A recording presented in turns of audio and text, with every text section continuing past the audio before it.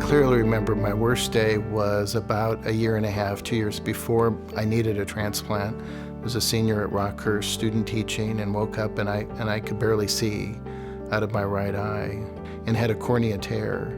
So trying to finish my senior year in student teaching and get all that done with a cornea tear, it was a struggle, but I had good support and got through it.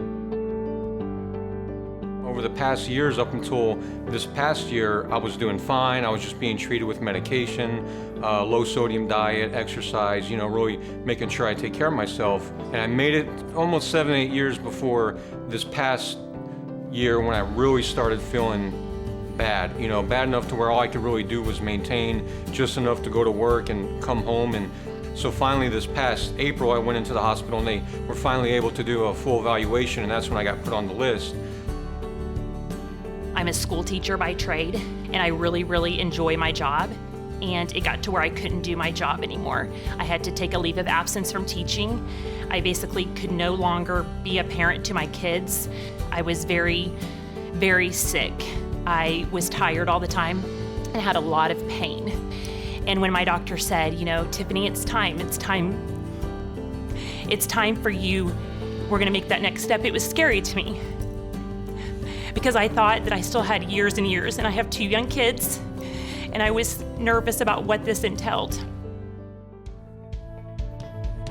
Our mission is written in words, but really our mission is to provide life-saving organs and tissues to people that need them, especially those people that are on the waiting list and really looking to us. I feel like it's our mission to make sure that we provide that hope to them.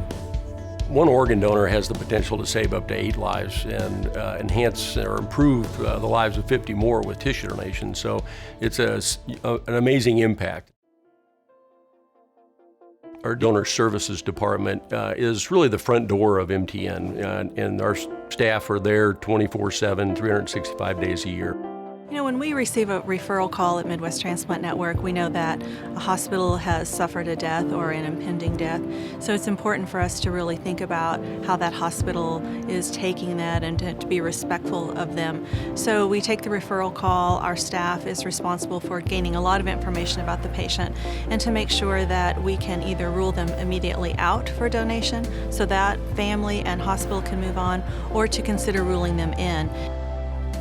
The Family Services team is a really special group of people.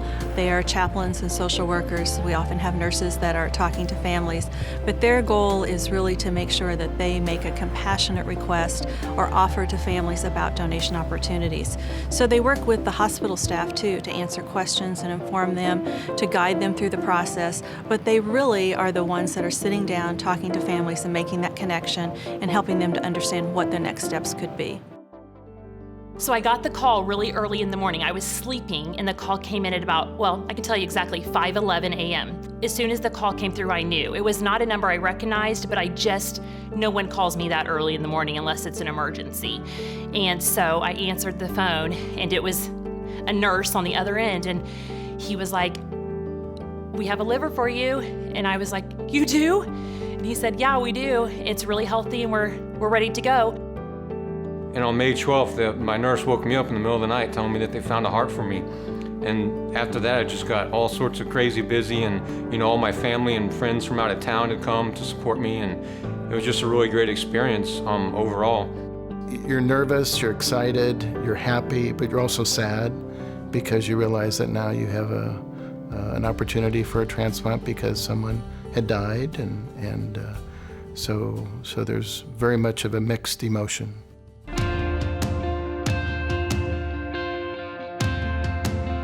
MTN has a vast service area, not quite as large as some OPOs, but with the entire state of Kansas and over 2/3 of the state of Missouri, there's a lot of ground to cover.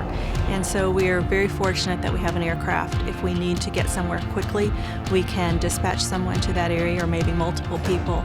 It's been our assessment that we could not achieve our mission without an aircraft. So the laboratory that Midwest Transplant Network has is very unique. There aren't very many across the country in terms of OPOs that have their own laboratory. We're able to do the tissue typing, the HLA testing right here. I think that having our own HLA lab has made us more of a premier OPO across the country. There are many papers that have been published, policies have changed simply because of the work that we've done here. I can do everything that I couldn't do before. You know, I've been to Sporting KC matches. Monday I just got back from being up in Ohio, visiting some friends, and I got to play out on the lake and fish, and I mean, I haven't been able to do that, let alone take a really good vacation and be comfortable on it in years. So I'm looking forward to so many things that I've missed for the past years. You know, I was talking to my wife about that, and she was reminding me of all the things that I wouldn't be able to see. She said, seeing my face on our wedding day, or seeing our kids after they were born, and just all those life events. It is a hard thought. You know, I have someone else's corneas, but it also has allowed me to do and see things that I'm very fortunate to have been able to experience. I feel like I can be the mom that I was and know that I can be. I can be the wife and the teacher and the friend that I can be.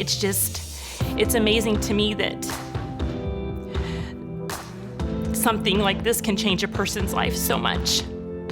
And it's a blessing because I wasn't given much hope in regards to life in the future. And because of someone else's selflessness, I am now given the chance to have a full life.